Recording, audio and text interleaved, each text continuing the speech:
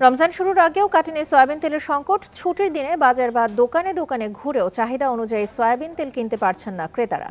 খোলা তেলের লিটারে বেড়েছে ৫ টাকা। সকাল থেকেই রাজধানীর বেশিরভাগ বাজারেই ছিল ক্রেতার ভিড়। রমজান উপলক্ষে প্রয়োজনীয় নিত্যপণ্য কিনতে এসেছেন ক্রেতারা। বাজারে দেখা গেছে মাছ মাংসের চাহিদা বেড়েছে অনেকটাই।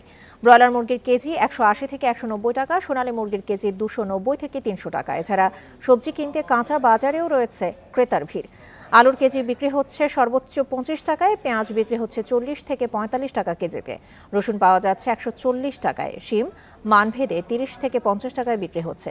এছাড়া টমেটো ২৫ থেকে ৩০ এবং বেগুন ৪০ থেকে ৫০ টাকায় বিক্রি হচ্ছে।